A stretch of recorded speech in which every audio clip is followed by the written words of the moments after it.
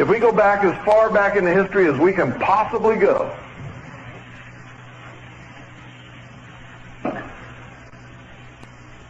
and if we can imagine, no matter what you believe, okay, because what I'm going to recount to you now is the official, hidden version of mankind that is taught in the mysteries. It's not what I believe. It doesn't have to be. And it doesn't matter whether it's what I believe or what you believe or what anybody else believes. What matters, folks, is that these people are running things. And if they're running things, what they believe will affect us, and we better know what the hell that is.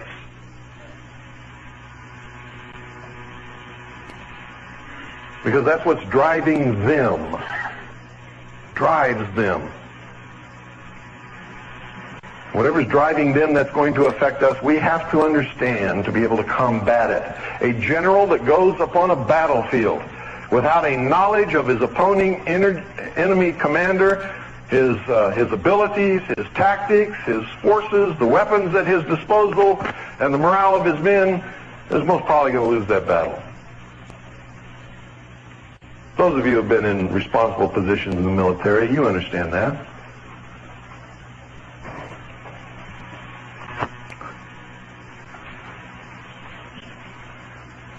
Here's their version of history. And like I said, it doesn't matter whether you agree with it, believe in it, or not. It's what they believe. It's what's driving things today. And you better understand it. They believe that way back at the dawn of the history of the human race, there was a golden age. How many of you have heard that? The golden age. So many people read about it in their writings and don't understand what it is and don't even ask a question. They just take it for granted. I did that for years. Golden age. Oh, that's nice. Keep reading, thinking that I understood what I was reading. I didn't understand what I was reading until I figured out what they're talking about. The golden age was the age of innocence in man evolution. This is their story, remember, so don't get upset if you believe a different one. Man could not think. It was an animal. It was innocent. Innocent. He went about his business living according to the laws of nature with the other beasts and animals and plants on this earth. What does religion call it? Garden of Eden. Religion says it's the Garden of Eden. God made Adam and Eve, put them in the garden to take care of the garden. They lived in innocence alongside the beasts of the field and the lions and tigers and the plants and the trees.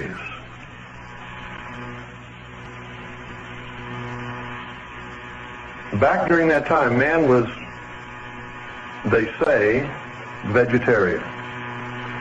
Ate roots and plants and nuts and berries just like many of the animals did. Man lived in harmony with nature. At some point during that time, some man had an original thought. What is that called in religion? Original sin. Man wasn't supposed to think. Okay? This is what they say. Had an original thought. And with that original thought, he picked something up and he used it to kill that animal. Bonk. You're eating the root that I was going to eat. Bonk. And he killed it. And it was dead. He decided to take a bite and see what it tastes like. It tasted good, so he became a meat eater, and a tuber eater, and a berry eater, and a nut eater, and vegetable eater. And somewhere along the line, man had learned to use this club. The man that could use the club was more powerful than other men. Just like today, folks, there are people who seem to catch on quicker than others. Doesn't mean the ones who haven't caught on yet are stupid, or they don't have a brain, or they're worthless. It just means they haven't caught on yet. And so the guy that had the club became the king. I'm the king because if you mess with me, I'll hit you with my club, and you haven't learned how to pick up a piece of wood and hit me with it yet. So I am your master. That worked until other men, watching him, learned how to pick up a piece of wood and said, you ain't the king, I'm the king. Well, we the king. Let's all be king. And then men had to be wary of each other. That was the consequence of that. Men then had to be wary of each other. Then came a day when, lo and behold, fire fell from heaven.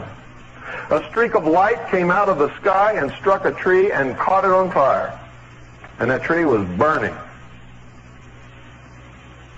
Wow. Now, you'll never understand the significance of that until you understand the significance of this. Back in those times, according to the mystery schools, man was pretty much helpless. And man, unlike the animals, didn't have this big coat of wool. May have had some hair, more than we do now. But he didn't have this big woolly coat. He lived mostly in the tropics. If he went too far out of the tropics, he would die because he didn't have the means to protect himself from the cold. Man understood instinctively that the sun provided the conditions for life on earth. How did he know that? Because when the sun rose in the morning, he was damn thankful to see it, wasn't he? It was warm. And it lit up the earth, and he could see. He could see what he was doing. He could see dangerous animals coming from sometimes miles away.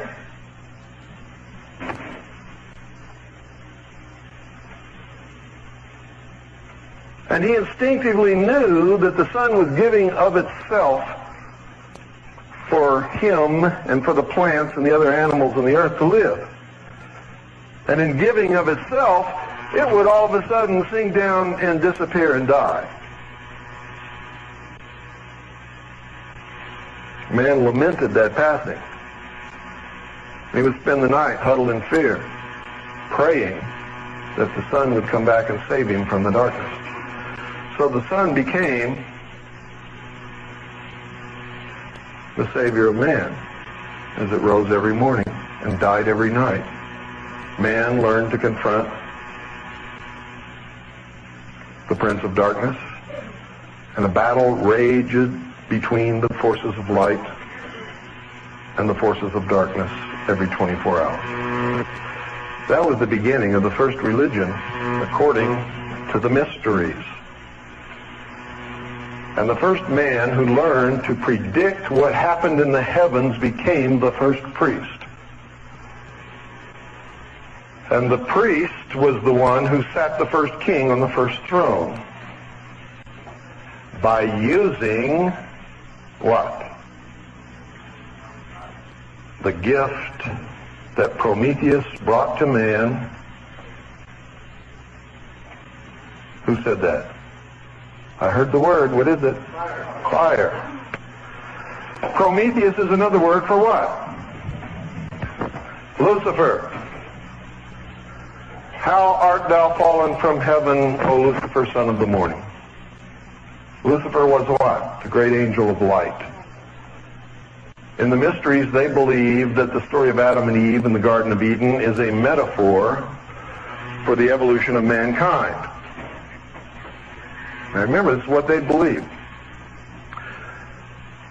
That man was being held prisoner in the bonds, the chains of ignorance in the Garden of Eden by an unjust and vindictive and terrible God. He was set free by Lucifer through his agent Satan with the gift of intellect, which was brought to man with fire. The story of Prometheus bringing the gift of fire from heaven to mankind is a story of Satan enticing Eve and then Adam through Eve to eat of the fruit of the tree of knowledge of good and evil. In other words, they believed that the great fall of man was not a fall at all. but was a tremendous gift from Lucifer, who is their God. What does Lucifer represent? The intellect, knowledge. Some man went to that tree when it was burning after it was struck by that lightning, after Lucifer was flung out of heaven by God. In Greek, he was called Prometheus, gave the gift of fire to man. Fire has ever since been the symbol of learning, knowledge, intellect. Why do you think every great book of learning has inside the front cover a lamp with a flame or a torch? Why do you think after they killed him they put an eternal flame on the grave of John F. Kennedy? It represents the conquering of nature and the universe by the mind, the intellect of man. It represents the apotheosis of humanity, the perfection of the race which they seek. Deep stuff, huh? It is deep stuff, but you have to understand it in order to be able to combat it, or to be able to work it to your will instead of being worked to their will.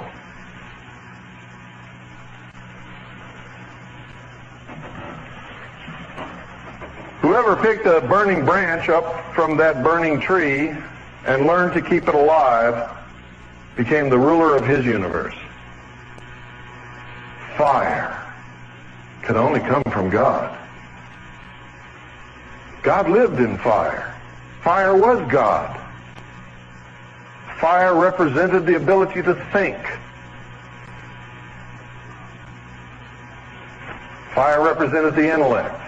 Why do you think every major religion in the world, bar none, up to a certain point in history, kept a fire burning on the altar which was never allowed to go out?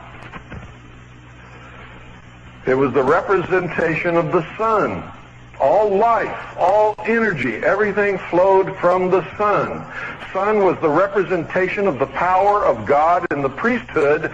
To the common, profane humanity, the sun was God and was worshipped by almost every tribe and nation and people upon the face of this earth.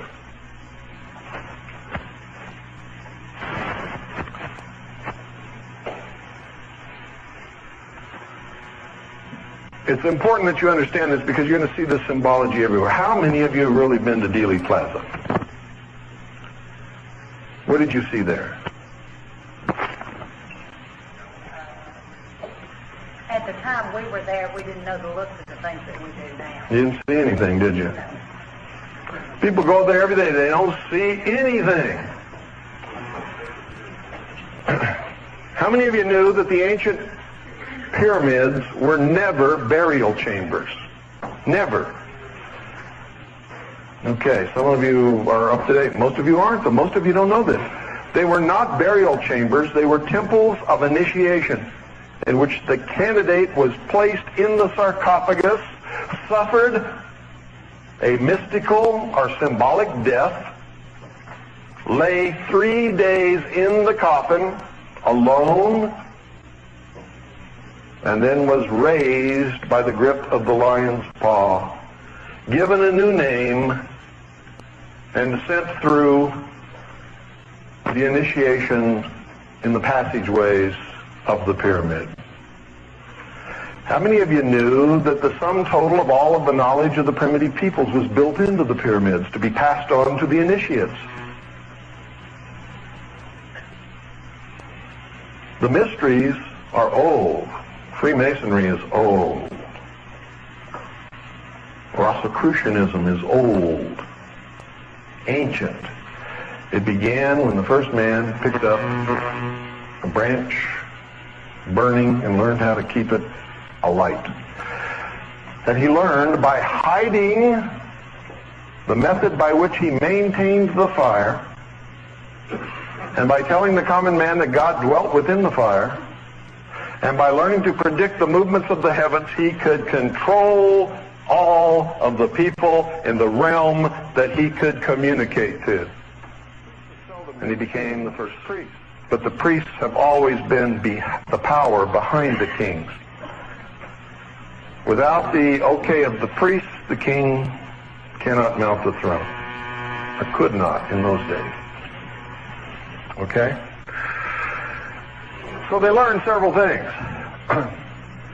They learned that by being able to predict the natural events in the heavens, to be able to keep a fire burning on the altar, and to be able to start a fire from nothing and not teach that to anybody else, they could control large numbers of people who in those days thought that that was magical. And then their lives depend upon knowing when to plant the corn and when to harvest, when to till the ground and all of those things. These are the things that the priests learned to teach them. And of course, if they made a wrong guess or a wrong prediction, what was it? We've done something that's displeased God. Therefore, we must make a sacrifice. Right? You're it. For some reason, they were partial to virgins. In South America, it was whoever the captives were. And they would create wars just to get captives so that they could have sacrifices to appease the gods.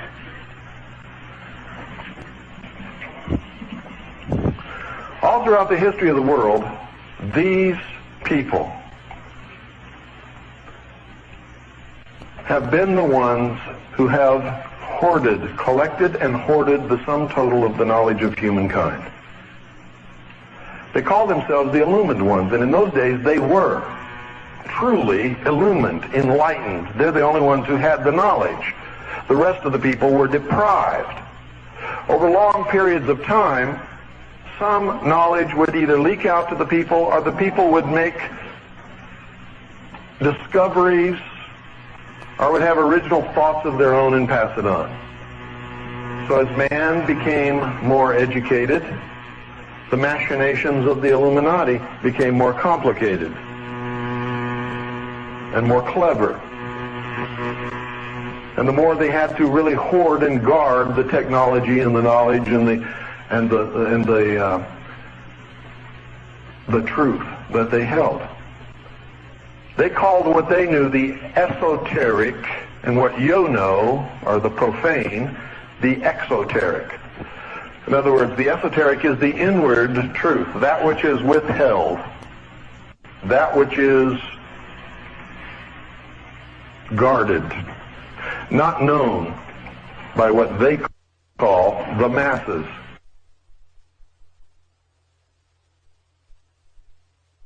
The exoteric is the outward form that they throw to the people.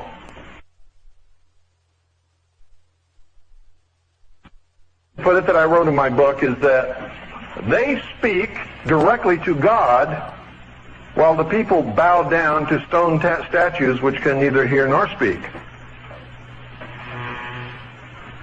Now it doesn't mean they're really speaking to God. This is a metaphor, remember. What it means is they're really communicating the truth.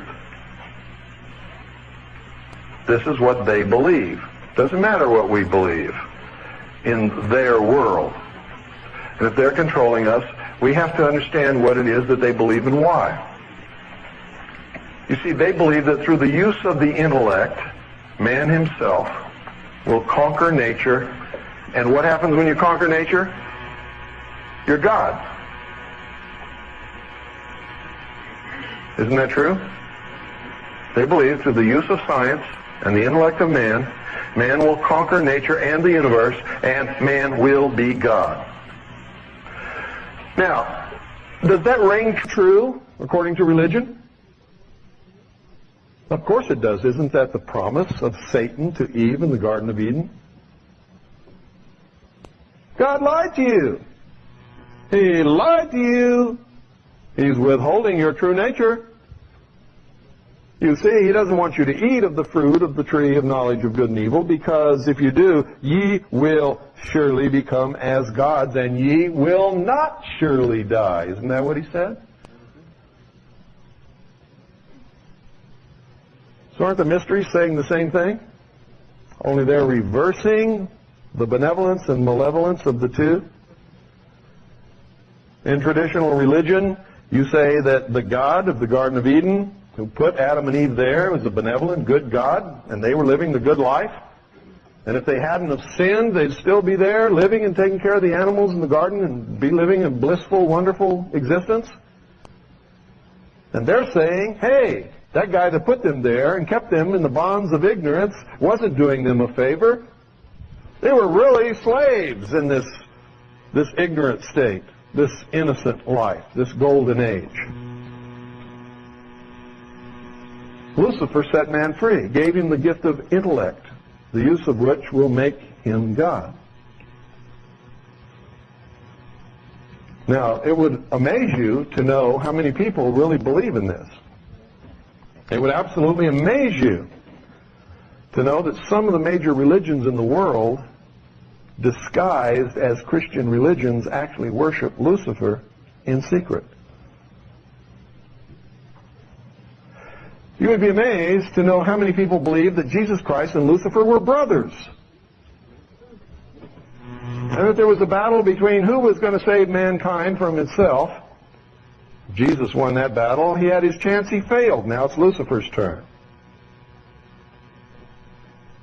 You might also be shocked to know that Tom Valentine believes that. And he said it in an interview with Richard Noon, and it's recorded in his book, 5/5/2000. What's the name of that book? ICE, The Ultimate Disaster, 5/5/2000. Get it and read it. It would amaze you to know how many supposed patriot leaders that you all look up to believe this. That are really not patriot leaders at all, but are functioning in the Hegelian dialectic to move you in the wrong direction, or to pit you against each other, or to just find out who in the hell you are.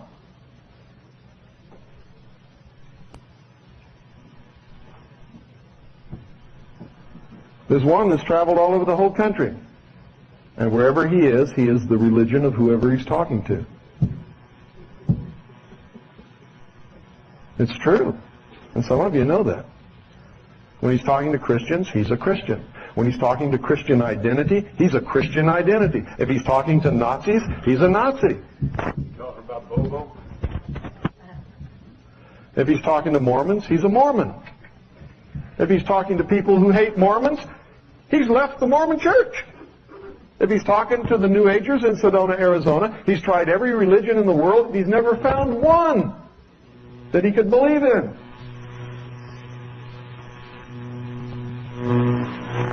That's Bo Gritz. You don't believe me? Go get all his tapes talking to all these different groups and listen to his own words. Now, I don't care what religion the man is. I believe in freedom. You know what I care about? He's lying to a lot of people. That matters to me. Some people tell me, well, that doesn't matter. He's doing good. I mean, you know, maybe he has some failings. Every time he speaks to a different group. And every time he gets caught, he says he's never going to do it again. But he does. And just recently on his radio show, this man was talking about how he put his son through past life regression and how he believed in reincarnation.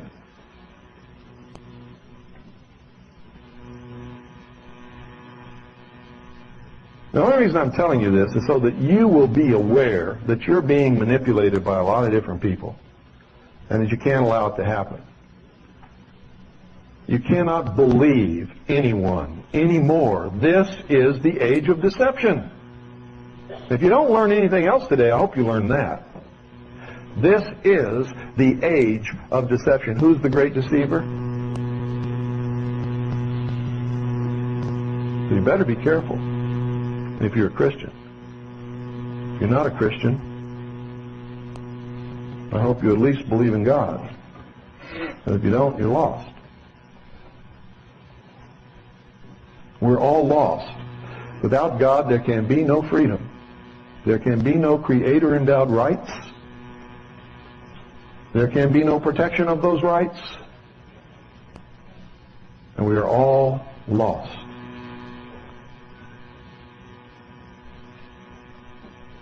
I don't know about you. I don't want to be lost. It's a terrible state to be in.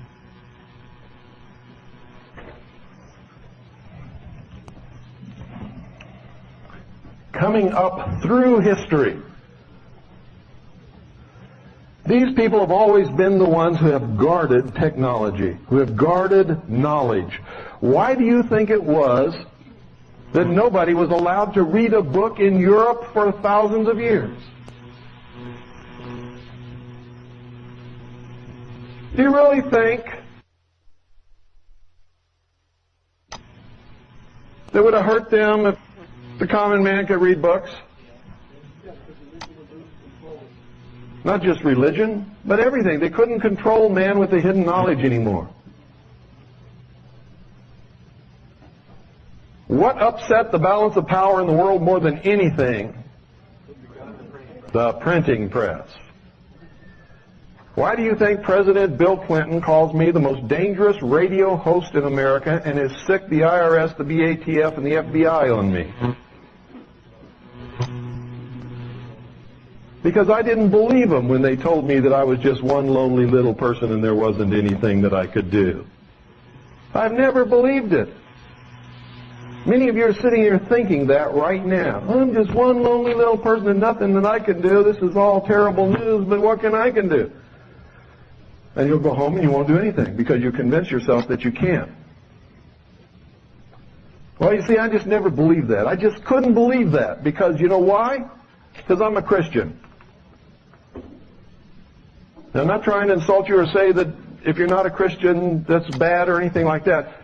But that enabled me to come out of it because I looked back at what Jesus Christ, one lonely, helpless, solitary human being, did and enabled me to do whatever I want to do. See, he lit the way for me.